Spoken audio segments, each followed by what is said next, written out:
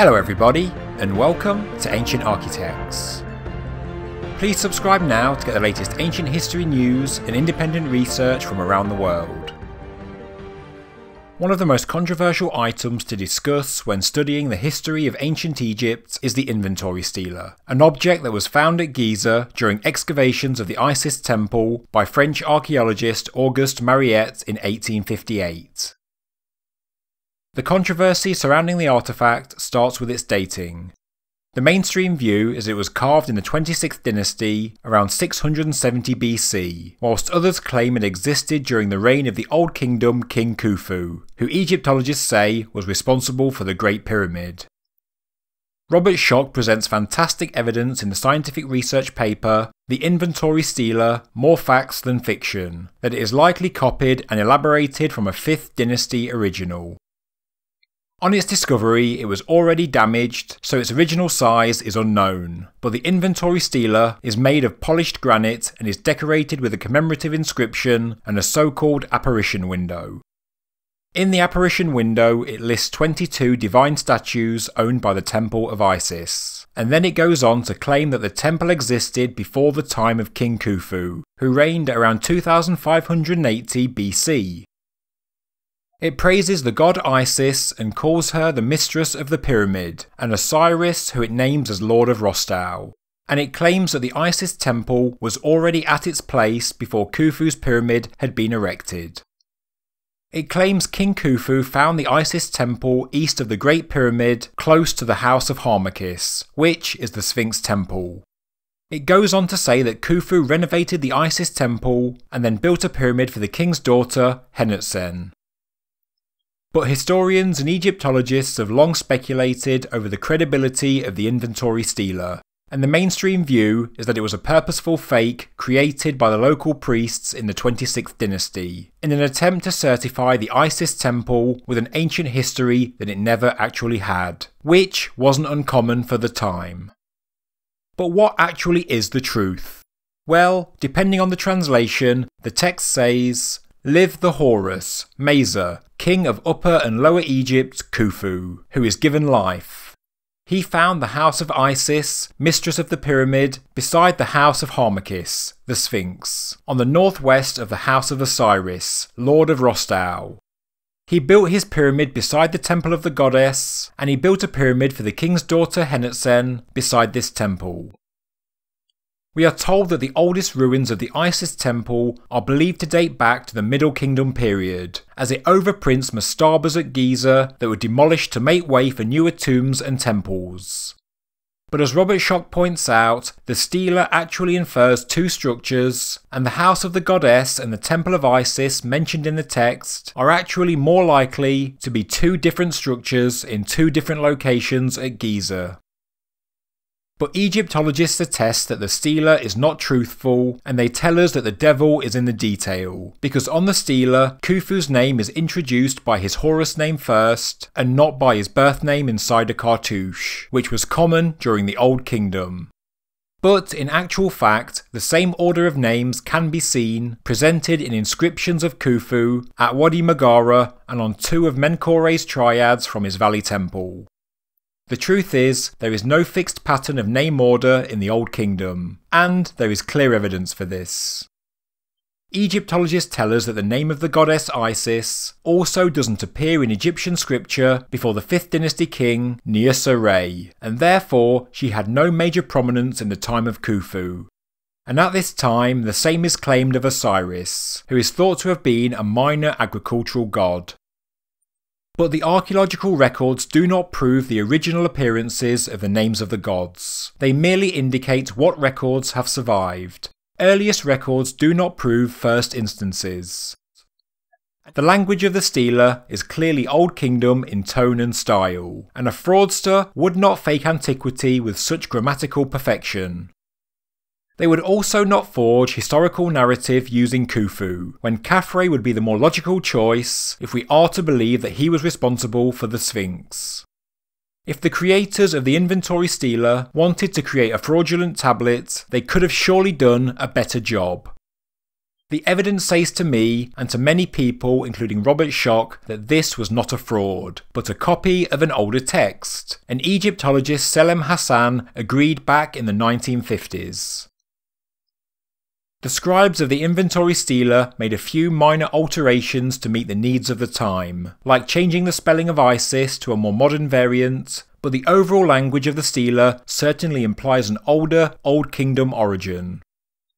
With all this in mind, we should certainly take the Inventory Stela's claims about the pyramid and the Sphinx more seriously. Because, if we're honest, we are very short on any written records on these monuments, and this stela is therefore of great historical importance. There is truth in the words of the stela.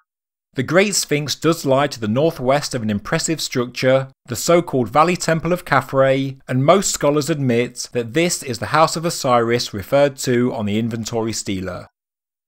Therefore, the Temple of Isis needs to be located to the northwest of the Valley Temple for the stela to be accurate, and as we find out, it is. The stela says that Khufu built his pyramid beside the Temple of Isis, and that he built a pyramid for the king's daughter Henut-Sen beside the temple. The three pyramids along the eastern flank of the Great Pyramid are northwest of the Valley Temple, so this all adds up. The southernmost of the three satellite pyramids contains no inscriptions, but it was inside its mortuary temple on the eastern side of the structure that the Inventory Stela was found.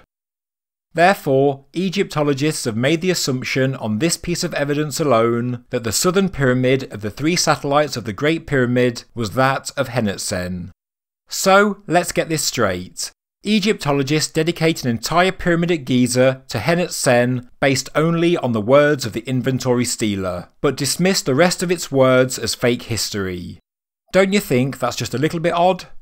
Also, we are told that Khufu built his pyramid beside the Temple of Isis, and the text refers to the goddess Isis on more than one occasion with the title Mistress of the Pyramid, which is odd if the Temple of Isis came before Khufu built his pyramid.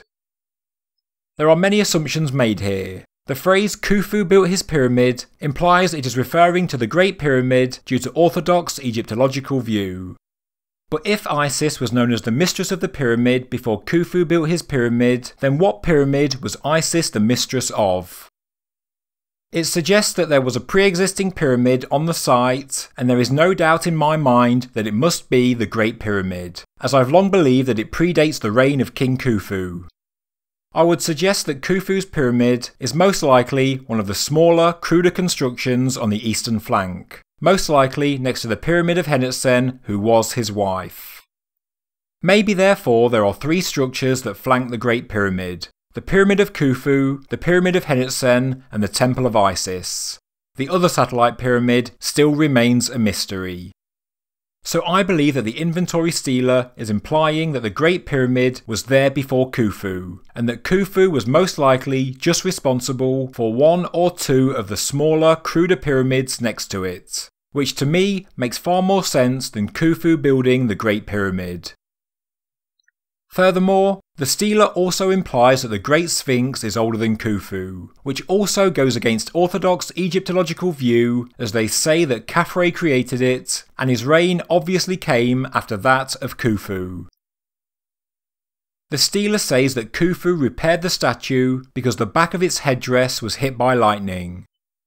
Back in the 1930s, Egyptologist Selim Hassan said there may be a grain of truth in this story, as the tail of the Nemes headdress is certainly missing and it is not a part that could easily be broken off due to its shape and position. Hassan says a direct blow by a very heavy object, delivered with terrific force, would have had to have been responsible. There is actually to be seen on the back of the Sphinx the scar of this breakage. A flattened back of the Sphinx head and traces of the old mortar with which it was repaired. So Hassan says it is likely the Sphinx was struck by lightning, but obviously this can't be proved to have happened during the reign of Khufu. The words on the Inventory Stela that explain how Khufu went on to repair the Sphinx imply that it was already ancient. But it also implies that the Sphinx did not have the head of a lion or a jackal in the times of Khufu, but had already been carved with a human head, something which I believe is proved by the Norma palette, on which I believe is the earliest true depiction of the Sphinx in history, as I detailed at length in a previous video. The fact is, the Inventory Stela is an ancient Egyptian artifact that tells a story about Khufu, the pyramids and the Sphinx, and it contradicts the current mainstream narrative of when the Sphinx was carved and when the Great Pyramid was built. The Great Pyramid is attributed to Khufu because of some clearly fake graffiti and nothing more, and there is no material evidence to link Khafre to the Sphinx. Yet parts of the Inventory Stela are taken as fact by the mainstream, and the rest of it is discarded without reason. And the reasons put forward that this is fake history are countered one by Robert Schoch in his fantastic paper. The Stela's historical relevance has long been challenged, but as Robert Schoch points out in the paper from April 2018, the language and style used on the Stela is clearly Old Kingdom, and many independent researchers now agree that it is an old text with minor adaptations and modernizations. The Stela itself may be from a later age of ancient Egyptian history, but we have no reason to question its historical accuracy. As Schoch's paper says, the evidence is clear. The Inventory Stela is more fact than it is fiction. Thank you very much for watching this episode of Ancient Architects. If you enjoyed the video, please subscribe to the channel, please like the video, and please leave a comment below. Thank you very much.